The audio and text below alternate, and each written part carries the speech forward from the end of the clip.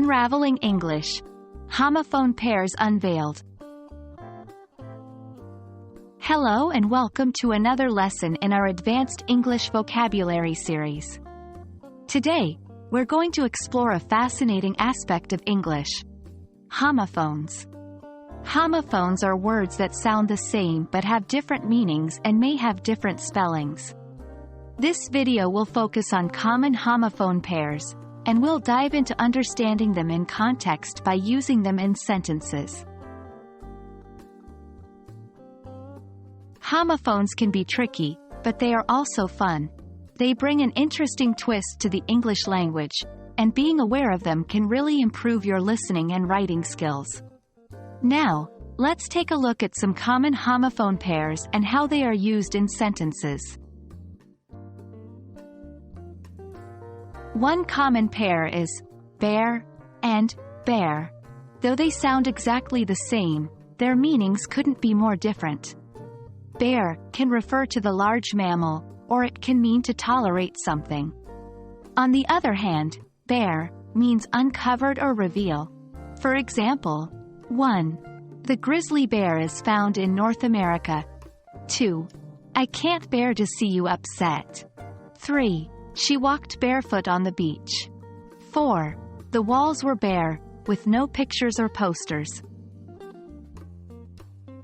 Next up, we have principal and principal. The former usually refers to the head of a school, while the latter refers to a basic truth or law. For example, 1. The principal of our school is very strict. 2. Honesty is a basic principle that we should all follow. Moving on to flour and flower. Flour is the powder used in baking, and flower is a beautiful plant. For example, 1. Can you pass me the flour? I need it for the cake. 2.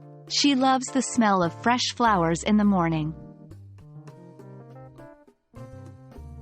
After understanding the meaning of these homophones, it's essential to practice them in context. So, here's a little exercise for you.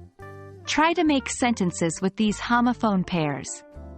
See and see, hair and hair, and blue and blue.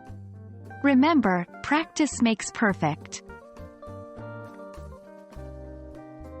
Understanding and using homophones correctly can greatly improve your English skills, and it can be quite fun. It's all about paying attention to context. We hope you found this lesson enlightening and enjoyable. Remember, keep practicing and you'll master homophones in no time. Until next time, happy learning!